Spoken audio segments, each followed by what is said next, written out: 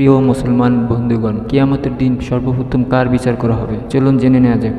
হযরত আবু হুরায়রা রাদিয়াল্লাহু থেকে বর্ণিত, তিনি বলেন, আমি নবী সাল্লাল্লাহু আলাইহি সাল্লামের কাছে এই ঘটনা বলতে শুনেছি যে কিয়ামতের দিন সর্বপ্রথম যার বিচার করা হবে সে হচ্ছে এমন একজন যে শহীদ হয়েছিল। তাকে উপস্থাপন করা হবে এবং আল্লাহ তার নিয়ামত রাশির কথা তাকে বলবেন এবং সে তার সবটাই চিনতে পারবে, যথারীতি তার স্বীকারোক্তিও করবে। তখন আল্লাহ তাআলা বলবেন, এর বিনিময় কি আমল করেছিলে? সে বলবে, আমি আপনারই পথে যুদ্ধ করেছি, এমনকি শেষ পর্যন্ত শহীদ হয়েছি। তখন আল্লাহ তাআলা বলবেন, তুমি মিথ্যা বলেছ, তুমি বরং এই জন্য যুদ্ধ করেছিলে যাতে লোকেরা তোমাকে বলে তুমি বীর। এরপর ফেরেশতাদের আদেশ করা হবে, তাকে উফুর করে হেঁচড়িয়ে নিয়ে যাও এবং জাহান্নামে নিক্ষেপ করো। তারপর এমন এক ব্যক্তির বিচার করা হবে যে জ্ঞান অর্জন ও বিতরণ করেছে এবং কোরআন অধ্যয়ন করেছে। তখন তাকে উপস্থাপন করা হবে, আল্লাহ তাআলা তার প্রদত্ত নিয়ামতের কথা তাকে বলবেন এবং সে তা চিনতে পারবে, যথারীতি তার স্বীকারোক্তিও করবে। তখন আল্লাহ তাআলা বলবেন, এত বড় নিয়ামত পেয়েও বিনিময়ে তুমি কি করলে? উত্তরে সে বলবে, আমি জ্ঞান অর্জন করেছি এবং তা শিক্ষা দিয়েছি